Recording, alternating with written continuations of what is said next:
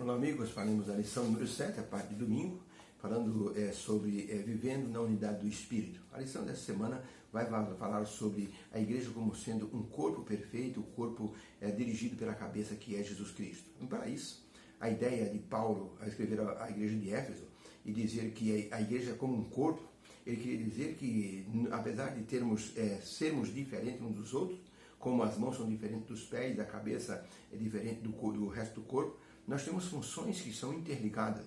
E isso promove toda a saúde e o funcionamento perfeito do corpo que tem propósito de vida e de sobrevivência. Para falarmos em unidade, podemos até lembrar a história dos animais que queriam numa floresta derrubar uma grande árvore venenosa que estava fazendo muito mal aos animais. Algumas folhas venenosas, secreções da árvore eram venenosas e então muitos animais estavam morrendo. Os animais se reuniram tentando derrubar aquela árvore, mas não conseguiram. Um dava cabeçada, o outro raspava com as unhas, mas não conseguiu nada. Até que uma comunidade de cupins se ofereceram para tentar derrubar aquela árvore. E eles unidos, quase assim 1000 cupins, eles pediram um prazo de 3 meses. 3 meses depois, os animais voltaram e a imponente árvore estava no chão. Os cupins, trabalhando unidos, mesmo pequeninos, venceram a resistência daquela árvore e a colocaram no chão.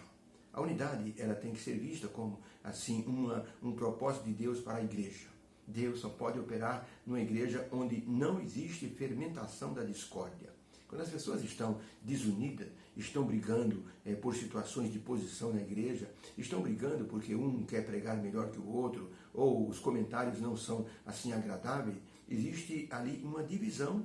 E com essa divisão, o diabo se aproveita e faz com que a igreja, então, ela possa perder a sua força. Esse é só um exemplo do que pode a unidade proporcionar para qualquer tipo de sociedade ou mesmo a igreja. E nos ensina uma lição prática para a vida cristã. Nós temos objetivos e tarefas dadas por Deus para a igreja. Por isso, quando a igreja fica estagnada, é porque algo está acontecendo com os membros. Fui pregar na igreja fazer semana de oração. E sabe o que o ancião me pediu? O irmão poderia, num dos dias dessa oração, orar pelo tanque batismal? Ele disse, por quê, irmão? Ele disse, vem ver. O tanque batismal estava cheio de teia de aranha. Disse, irmão, faz 3 anos que nós não batizamos nem um membro nessa igreja. Ele disse, vamos orar então, um dia da semana de oração. Fizemos a oração. Mas eu disse para o irmão, irmão, tem alguma coisa acontecendo nessa igreja que está, assim, fazendo essa igreja ficar estagnada. Deve ser algum problema que existe entre os membros. O irmão disse, eu vou confessar, irmão, eu tenho uma briga com o pastor e eu não superei isso ainda. Meu irmão, eu disse, então nós temos aí um problema de divisão. Precisamos conversar juntos com o pastor para que nós possamos então manter essa unidade. Foi difícil, para que nós pudéssemos assim levar essa situação de pacificação. Mas graças a Deus houve assim a presença do Espírito Santo e aqueles 2 irmãos se acertaram. E a igreja voltou a prosperar, graças a Deus. Se não tiver unidade, a igreja não vai prosperar. Por isso, Ellen White escreveu, Mensagem Escolhida, volume 1, página 120, a igreja de Deus não vai prosperar, enquanto estiver fermentada pelo fermento da discórdia. Por isso, ela escreveu também, Mensagem Escolhida, volume 1, página 61, que Satanás ele se anima quando ele vê professos cristãos que podem ajudá-lo na obra de debilitar a igreja e impedir que ela cresça para a glória de Deus. Então é importante que nós pensemos nisso. Não podemos permitir, ou seja, não podemos ser instrumentos do diabo para que a igreja seja enfraquecida por nossa influência. Muitas vezes nós não percebemos, mas somos uma influência para muita gente. E quando alguém cai, muitos caem junto conosco. E não podemos influenciar a igreja para que haja uma discórdia, para que haja um motivo assim de divisão.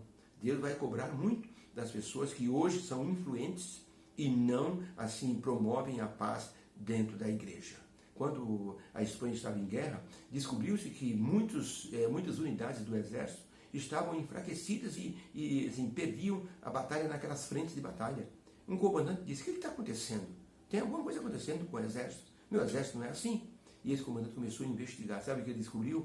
Um homem infiltrado nas linhas do exército. Esse homem chegava, por exemplo, numa guarnição do exército, que havia 50, 100 homens, e ele começava a desanimar aquele soldado, dizendo coisas a respeito do inimigo. O inimigo tinha armas fortes, que era uma bobagem ficar ali, morrer pela pátria, deixar a família em casa, depois voltar num caixão. Isso não era vida. Para que está? Então ele desanimava os soldados e muitos abandonavam as linhas de batalha e fugiam do exército. O comandante descobriu esse homem, ele foi colocado num paredão e fuzilado. Um desanimador. Esse homem só tinha essa função, desanimar as pessoas do exército. Por isso Ellen White escreveu: Satanás se agradaria de que todos se tornassem seus aliados na obra de debilitar a confiança dos membros da igreja e semear a discórdia entre os que professam crer na verdade.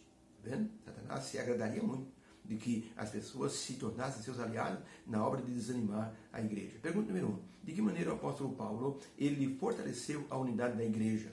Efésios 4, verso 1 em diante, o apóstolo Paulo escreveu: Rogo-vos, pois eu, meus irmãos, o prisioneiro de Jesus Cristo, que vocês andem de acordo com a vocação a que vocês foram chamados, com toda a humildade, a mansidão e a longanimidade, suportando-vos uns aos outros em amor, procurando guardar a unidade do Espírito pelo vínculo da paz. Há um só corpo, um só Espírito, como também fosse chamado em uma só esperança da vossa vocação.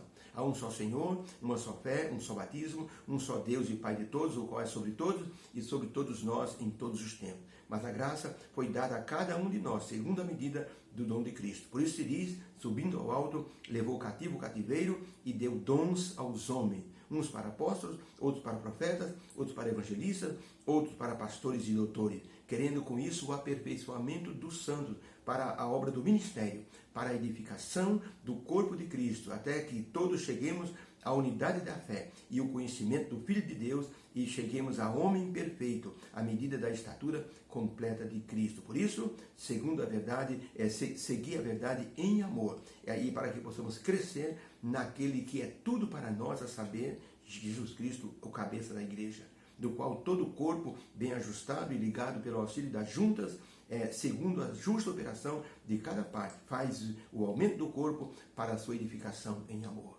Então, para a pergunta, como Paulo animou a igreja e fortaleceu a unidade da igreja? Resposta: Paulo exortou a igreja a desenvolver as virtudes de Cristo, como sendo a humildade, a mansidão, a longanimidade, a paciência e o amor ao tratar com os outros, para que através disso todos contribuamos para a unidade perfeita no Espírito Santo, para que a igreja crescesse em amor.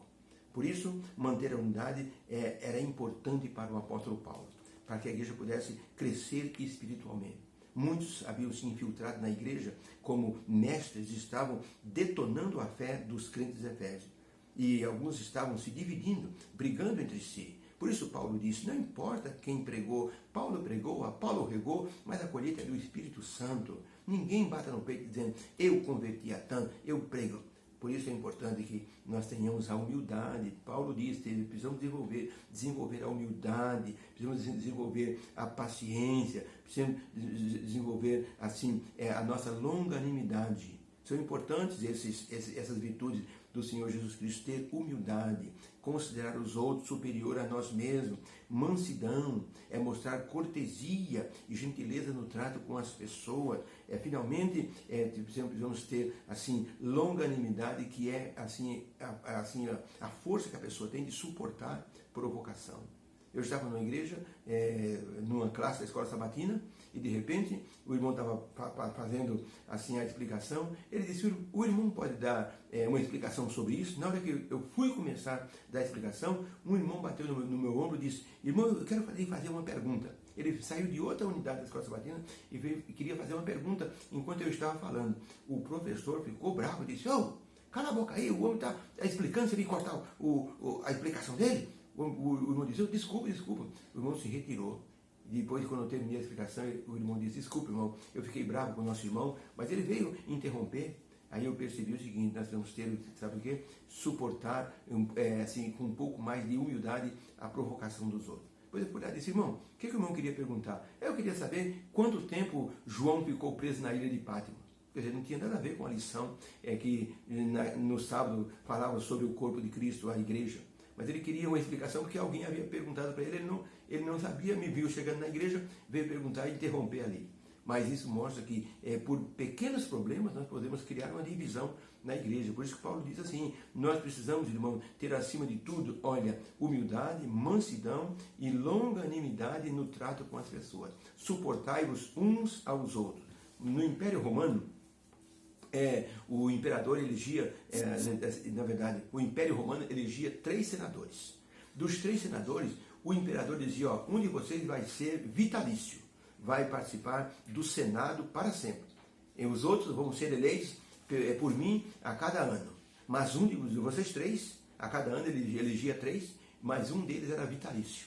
Ele queria formar uma espécie assim de um supremo tribunal, com senadores eleitos por ele, uma vez por ano. E essa pessoa que era escolhida ficava como vitalício. E havia já uns 50 senadores que assim tinham que trabalhar a vida inteira ali no Senado romano. Pois numa dessas reuniões do Senado houve uma briga muito forte. Um senador levantou e disse, senhores, calma, vamos passar a vida inteira juntos, não precisamos brigar. Calma, e então todos se acalmaram, os ânimos se acalmaram e passaram a conversar de forma civilizada. Se olharmos para a igreja, temos que pensar justamente nisso, calma, vamos ter que viver uma eternidade assim toda. Por isso eu estive numa igreja e vi que uma irmã brigou com a outra, e quando o pastor foi conversar com essa irmã, assim, uma irmã tinha 3 filhos e 2 deles estavam lá fora brincando. A diaconisa foi lá e chamou a atenção dos 2 meninos. Vai para dentro da igreja, fica perto da sua mãe. Os 2 meninos foram chorando para dentro da igreja. A mãe pisou nos cascos, já veio atrás da diaconisa, já brigou com a diaconisa, empurrou a irmã. Foi uma briga assim feia lá no pátio da igreja. Até que o pastor foi conversar com as irmãs, a irmã pegou os filhos e foi embora para a casa dela. Não volto nunca mais nessa igreja. Pois o pastor foi conversar com essa irmã, a mãe desses 3 filhos, disse, irmã, para com isso, vamos fazer a paz. Ela disse, o que, pastor? Eu não quero fazer a paz com aquela jararaca. Se ela for para o céu, eu não quero ir. E o pastor disse, irmã, não faça isso. Vamos ter que viver uma eternidade juntos. Eu não quero. Se ela for para o céu, eu prefiro para o inferno. O pastor lutou para que essa irmã assim, pudesse voltar para a igreja. Essa irmã não voltou para a igreja. No sábado, ficava em casa e os filhos ficavam brincando. Numa das situações, um dos meninos começou a empinar a pipa e a pipa ficou presa assim, no galho de um pé de abacate que tinha no quintal. E o menino mais velho foi subir para pegar a pipa do irmão mais novo. O vizinho do lado, da casa ao lado, tinha comprado uma arma e chamou o primo e os 2 começaram a testar a arma. Botaram uma lata lá na cumieira da casa e tentavam acertar o tiro para o alto, batendo na cumieira para não bater em ninguém. Eles não viram. A copa da árvore do abacateiro estava atrás daquela casa e o menino mais velho daquela irmã foi subindo para pegar a pipa do irmão mais novo. O primo do rapaz pegou a arma, apontou na latinha para tentar acertar a lata num tiro ao alvo. Não percebeu, errou o tiro, mas pegou certeiro na cabeça do menino que estava lá em cima tentando pegar a pipa. Houve aquele tombo, a mãe correu desesperada, foi no desespero, chamaram o pastor da igreja e aquela irmã disse, pastor, o meu vizinho matou o meu filho. O pastor disse, irmã, não foi seu vizinho, foi a irmã que matou o seu filho. Se a irmã tivesse perdoado, aquela irmã que lhe pediu perdão, a diaconisa, a irmã estaria na igreja com seus filhos e não em casa com seus filhos brincando. Então é muito sério quando nós não queremos fazer, assim, ter humildade, ter mansidão, suportar as pessoas uns aos outros. Se fizermos isso, a igreja vai prosperar no vínculo da paz. Deus abençoe a todos. Obrigado, Senhor, pela lição de hoje. Nos dê, Senhor, por favor, paciência, Senhor, humildade, nos dê domínio próprio, que possamos suportar as pessoas através do Espírito Santo. Pedimos essa bênção em nome de Jesus. Amém. Fique com Deus. Tenha um bom domingo e Deus abençoe você e sua família. Amém.